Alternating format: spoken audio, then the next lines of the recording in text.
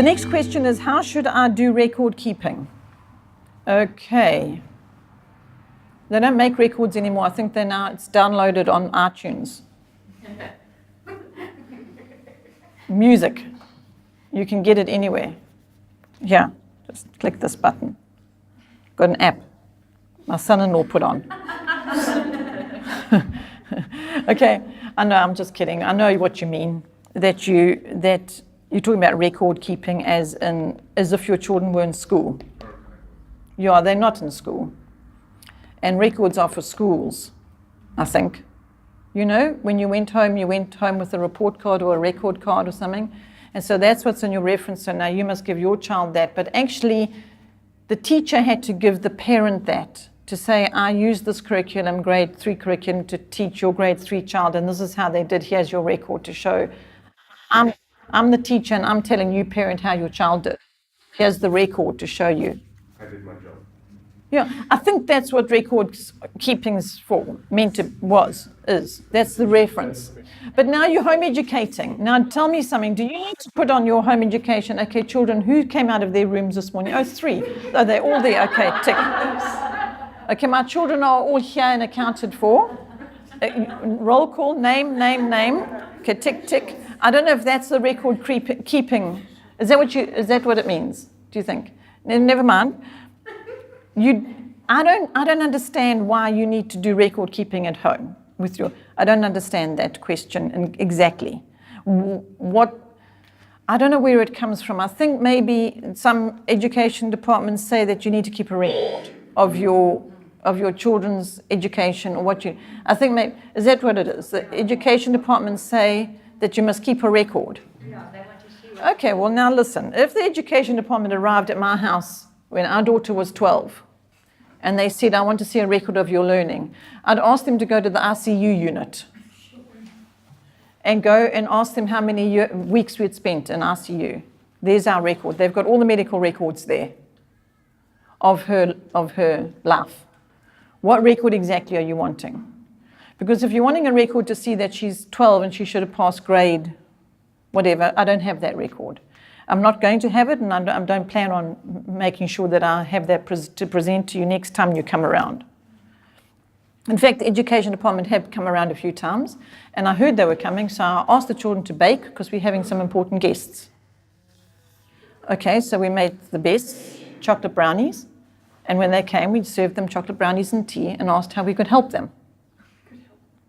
All right, and they said they would like to know what we're doing, what we're up to. And so we could share with them, an opportunity to share with them what we are doing and why we're doing it and what God is doing in our lives. And we had a chronically ill child with a blood disease, and then a son with brittle bones who's over there. So by the time he was 10, he had broken 30 bones.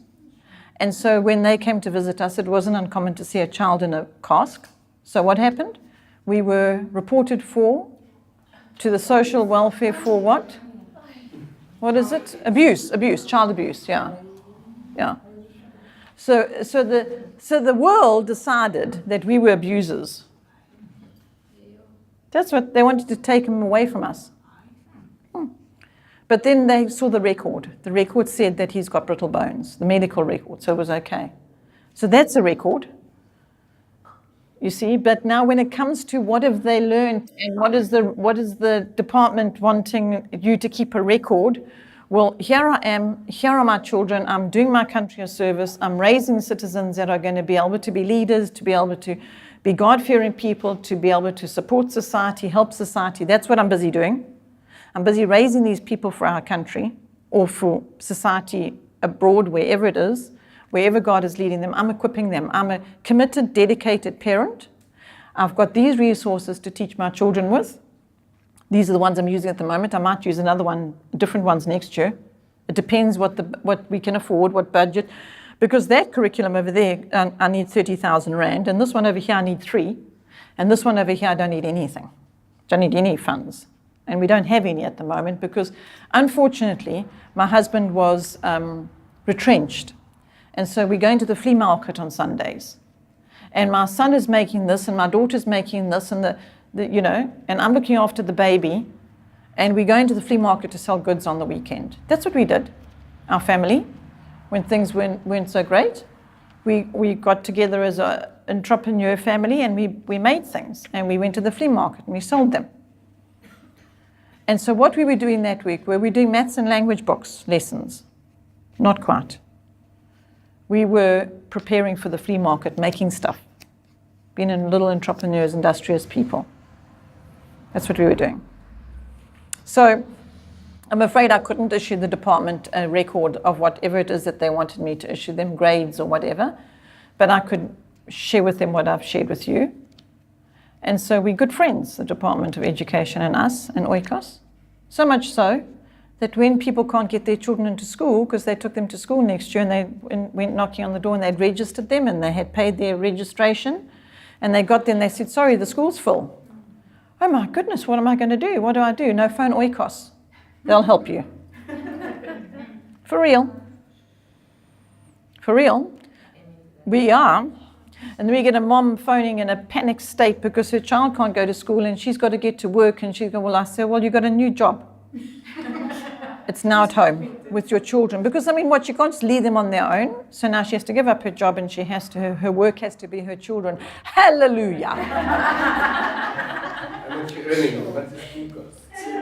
Yes, do the sums. One lady, she tried to talk me into the fact that that's not going to happen. It's not possible because she's a pharmacist and she's the higher earning in the family. So I said, oh, well, then that's okay. Then Dad can stay at home with the children. And then he can raise them and teach them and everything else. Anyway, she eventually did the sums, and she came to me to tell me that her sums worked out that it actually was more expensive for her to work than to keep her children at home. Her private school, daycare, or what is it, au pair, that came to more than her income.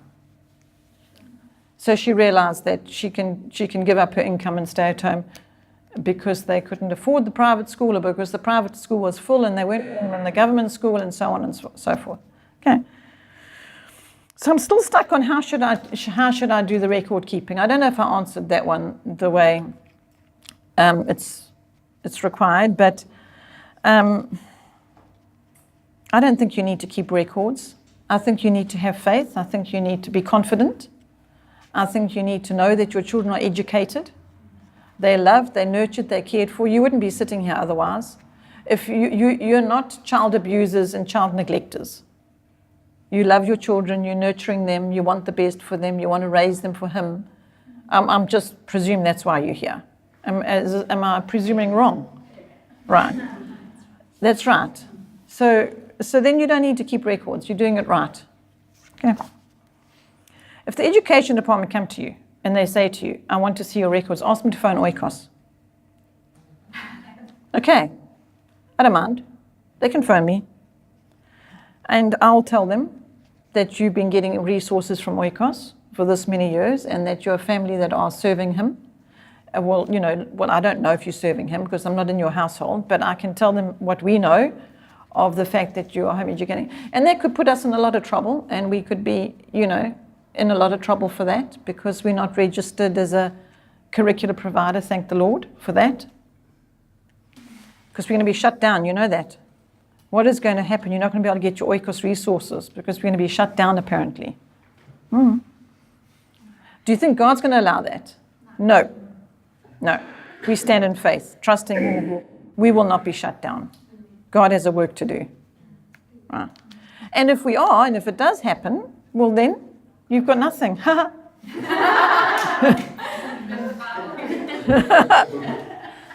It's okay then even, isn't it?